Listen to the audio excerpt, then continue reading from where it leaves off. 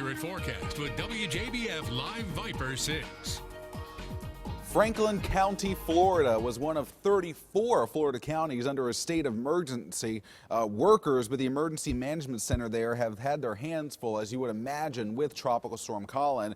It's been a very busy start to their work week. The county actually issued voluntary evacuation orders due to some rising waters, and they were issued on Monday morning. But again, unfortunately, the arrival of Colin came right at the time where we had a lot of high tides in Florida here, so they saw a lot of coastal flooding and, of course, up to 6 to 8 inches of rain. We've got the very latest on Tropical Storm Colin. Here it is. Winds 50 miles per hour. It has made landfall, so sitting very close to the Florida-Georgia border, and then it will continue to slide off to the north and east, really going to pick up speed, and it's generally going to hover right along the Georgia-South Carolina coastline here as it starts to exit the U.S.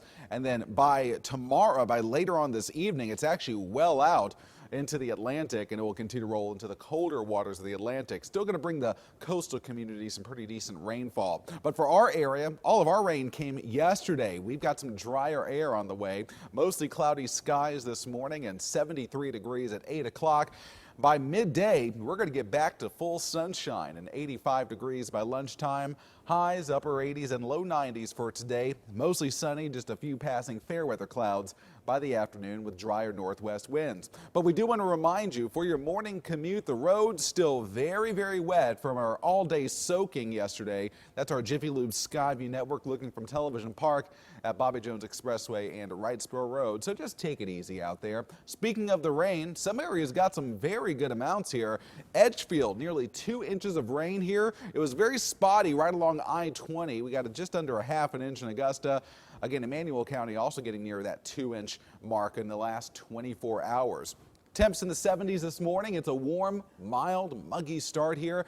But as I mentioned, most of the rain is now pushed out to sea. The center of circulation of Colin right in this general location. Still some heavy rain off the coast and stretching up towards North Carolina. Also, southern Florida still getting hit with some very heavy rain. So the worst of the moisture is heading out at this area of black and orange. That is dry air that is now working its way towards our area. Again, a lot of rain in the Tar Heel State and then back across the Sunshine State. Tampa, Florida, just getting rocked right now with some intense thunderstorms and wind-driven rain. So again, very warm here in the south. The next thing that we're going to monitor is what's developing out west. You look at the temperatures, a very warm 89 in Phoenix this morning. There's a large area of warm air. We got this big upper-level trough. That's going to kick Colin out of here, and it's going to allow for some pretty nice weather here through the middle of the week. But then this big upper-level ridge develops, and it's going to slide east.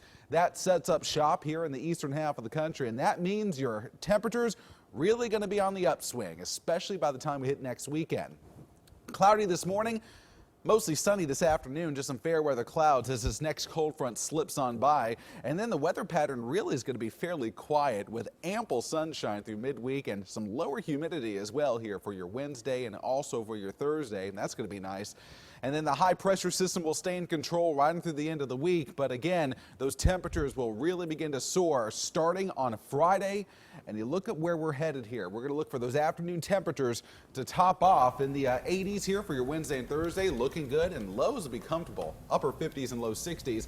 But look at that weekend. We've had the words heat. We're going to hit that 95-degree mark on Saturday, 97 by Sunday here, and there's going to be enough humidity to create heat index values over 100 by this weekend here. So if you got any outdoor plans, lots of sunshine, no rain.